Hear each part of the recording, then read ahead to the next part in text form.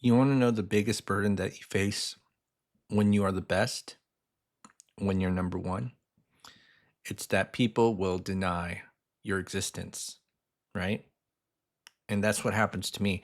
In fact, I'm actually number one when it comes to debt payoff. And there's two reasons for that. Number one, I use Excel. I'm the only one in the space who uses modern, quote, modern 1980s technology when it comes to debt payoff.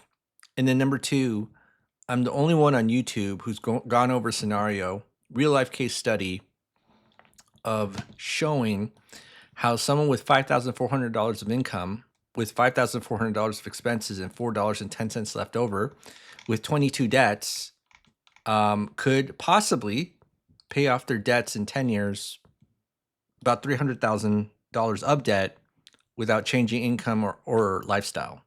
Right? I'm literally the only one who's demonstrated this. Nobody else on YouTube. That's why I'm literally the best, literally. And people deny my existence. In fact, what's even crazy is people even deny that I actually even did this. They said, "You didn't do that. You didn't do that. You just did something else. You thought you did that." And I'm like blown away because people are trying to gaslight me about what I've done. And I did do it. And I am number one. Okay, you are watching the greatest debt payoff channel on YouTube. And that's what we're going to do today. Again, number one. Number one. All right, so let's go ahead and do it. And one of the case studies or use cases of the debt payoff strategy that I like to show off is when income equals expenses and you have a lot of debt. So if you are, let's say, a lawyer, and you have $10,000 of income and $10,000 of expenses, and you have $0 left over in your checking and savings because you have all this debt, and not only that, on top of it, you have personal expenses that you have to pay for every single month, food, gas, insurance, and all that other stuff, right? So imagine if you were debt-free, you would still have to pay for it. How much of a stressful situation would you be in knowing that income equals expenses? And you'd feel ashamed that you have nothing left over, right? Yet when we change our mindset, okay, same income, same expenses, right? Same income, same expenses. What if we were intentional about not saving money, right? So you see here, like if you look at this, you would think, oh, left side is the same as right side, right? Like what's the difference? Income and expenses are exactly the same. And that's why you can't see the greatness, because you don't see the forest for the trees, right? Is that how you say it? I think that's how you say it. Okay. You don't see the I can't even think of an analogy right now. But I'm just saying, I'm a genius. Number one. Probably a narcissist too. Okay. Anyways, back to what I was saying. Yeah. So what's the difference between the left side and the right side? Difference is that in the left side, you feel ashamed for not having saved money, right? Whereas in the right side, you actually feel ashamed if you do have some savings, because the final destination of our money is going to be something called the line of credit. Line of credit. So what's a line of credit? It's basically a financial tool where you can borrow money, pay it back, and then use it over and over again. That's essentially what a line of credit is. Okay. And we're going to assume we have one. So let's assume we have maybe, I don't know, we could say $150,000 line of credit. And there's various kinds. There's personal, home equity, business, if you're doing it for a business. And we're going to assume we have a free and clear home equity line of credit for $150,000. Now, let's just do this. We're just going to transfer some debt, and we're going to show how we can go from zero to more than zero by simply transferring debt, right? And let's go ahead and start with these credit cards. So 5, 8, 15, 27, 30, 7, 10, 35. And I'm going to go ahead and sum it up. And that's going to be $137,000, right? $137,000. 137. And then guess what happens here? Because we just simply transferred debt, now the $0 magically turns into $4,450.84 simply because we were not intentional about saving money. Now, caveat, will the bank give you a free and clear line of credit when you make 10 grand of income and have 10 grand expenses and nothing left over? The answer to that is no, because banks don't lend money to people who need it. So if you're a person who needs money and it's going to go it's going to go to a bank, realize the bank wants nothing to do with you. So now why do we demonstrate the free and clear line of credit? I'll tell you why. It's because when you have a real life case scenario like this one, you usually start out with a maxed out line of credit, right? Not a free and clear. And that takes a long time to kind of go over. So just to kind of make the demonstration easy, hey, you'll still understand the benefits of it. And it's much easier to understand the benefits of it, probably with free and clear, because it would have been a lifesaver for you at this point. But it's not realistic that you're going to get it because banks don't lend money to people who need it. Because people who need money, they don't pay you back. Okay, they don't pay you back, right? The banks know that. That's why I don't give people money to people who need it. People who need money are incredibly bad people, right? And so now we're going to do the final step, which is going to put our entire paycheck into the line of credit as an overpayment, right? Reduce the average daily balance, and then we take our expenses out, and then we rinse and repeat over and over again, right? And then we see the balance of the line of credit go down, and then we just keep paying that sucker off. Okay, so let's go ahead and do that. And we'll just do this. So to get the next month's balance, the previous month's balance, previous month's interest minus our cash flow. Okay, and then we need to calculate the interest based on the average daily balance. Yeah, just do this. Multiply by the interest rate, and then you divide by 12. And then I'm going to go ahead and copy and paste. Okay.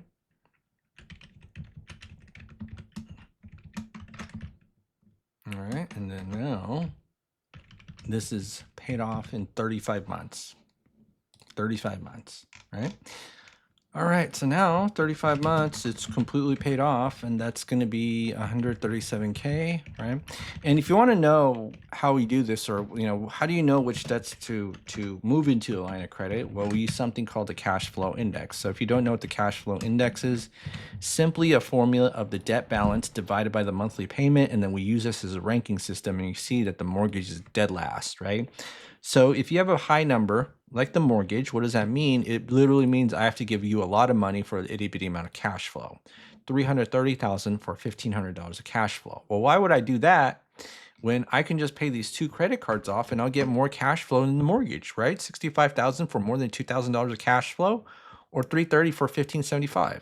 I'm going to pay off the $330 last and get the cash flow first, and then apply it to the other debts, right?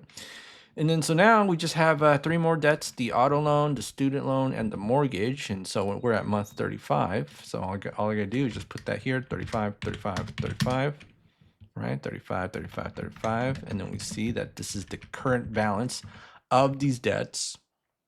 Okay, that's the current balance of the debts. And what we're gonna do is follow that cash flow index formula again, right? So a lot of times people are focusing on this 7% interest rate. Let me go ahead and put that in red here and say, oh my goodness, we got to start paying this off first, right? The 7% interest rate. And I say, why not pay off the 3 and not even focus on the interest rate, right? We're focusing on bang for our buck in terms of cash flow. Pay off 9 grand, get about 400. Or I could pay 93 grand and get out 1,400, right? Which one seems more worth it to you? I'm going to pay off the 9 grand. Okay. So I'm just going to go in here. I'm going to go over here, and it's going to be month 35. And I'm going to do this, and I'm going to do this plus 9568.69. And then we see that the auto loan gets paid off in 2 months. Okay, so, but we can still increase our cash flow by about $400. So this is going to be 0. And then this is going to be 4,800 in our cash flow, right? Okay, and I'm going to do this, copy and paste, and I'm going to do this, and it'll be 4846.15, and then we see that it still pays off in 2 months, but I think the balance or the interest that we pay is slightly lower because of that cash flow. So you see that 3% really made no difference. Okay.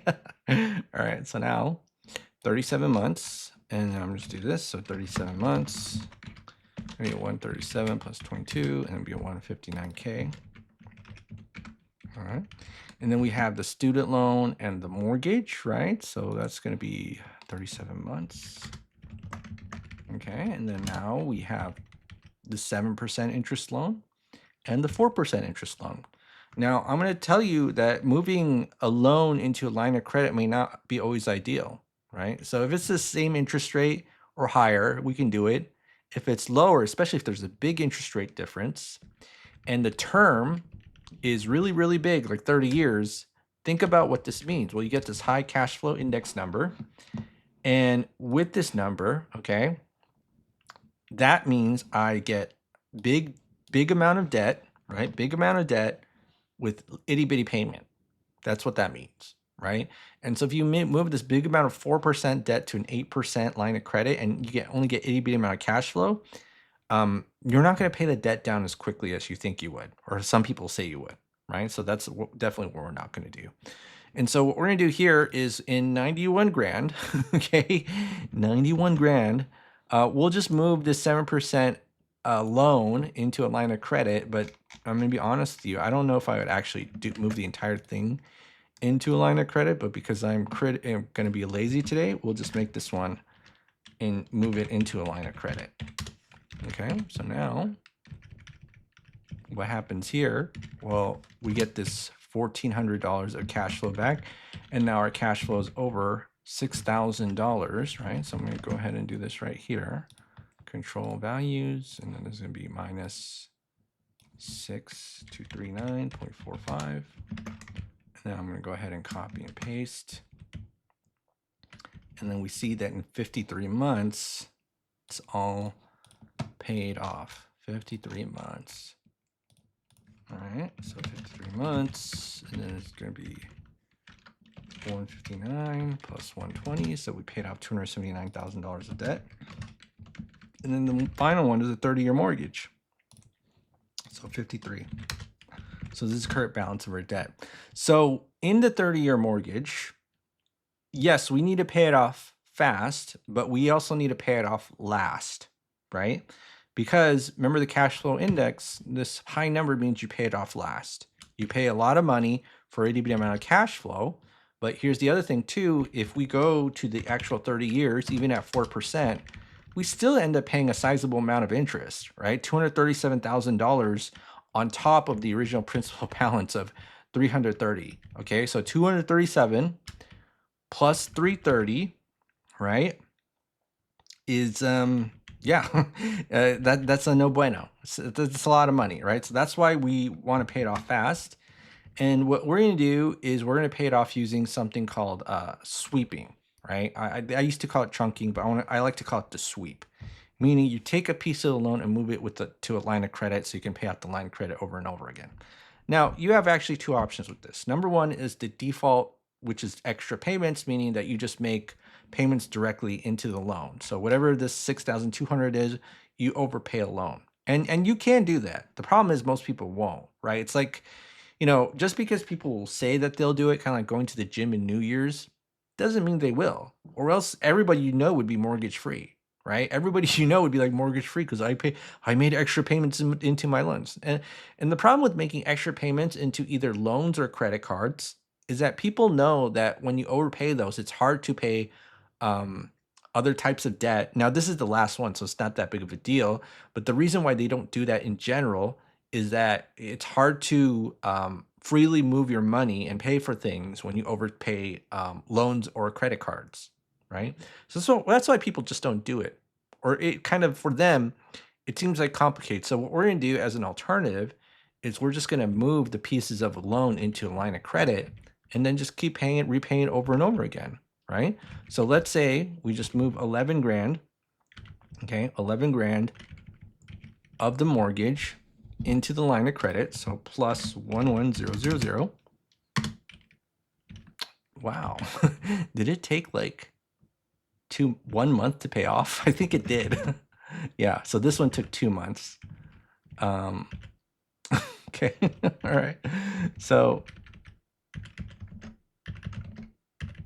yeah. Okay.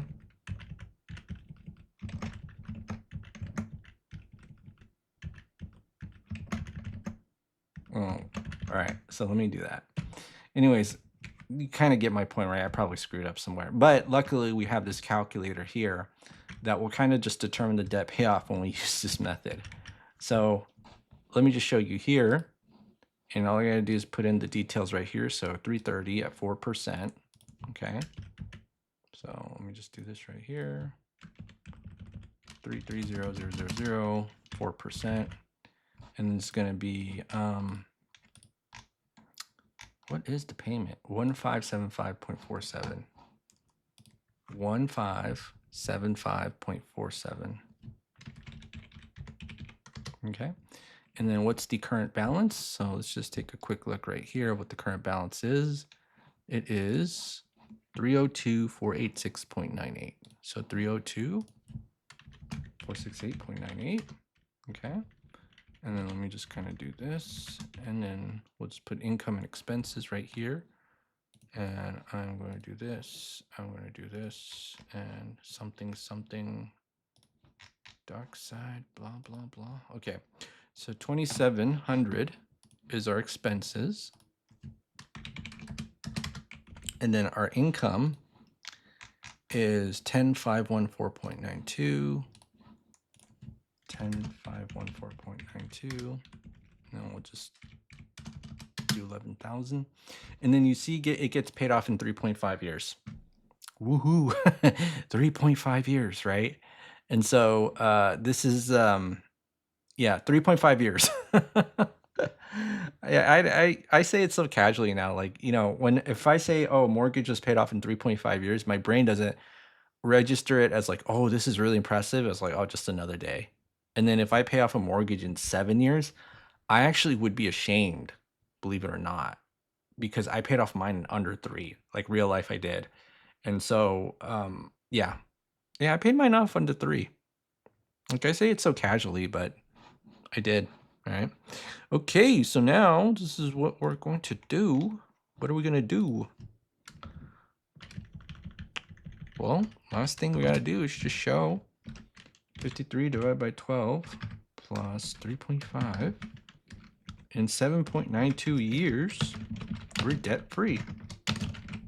And how much debt is that? It's 279 plus 330. So that's 609K. And we're debt-free. Woohoo.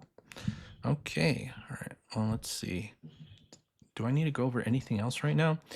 I think maybe I should gloat for about a minute or so how I'm literally the best, literally number one in debt payoff, and that's going to be my thumbnail for today. I'm literally number one. Okay, so if you made it to the end of this video and you want to let me know, just type in the comment box below, literally number one. Literally number one, okay? All right, well, have a great day, and I'll see you on the next video. Bye-bye.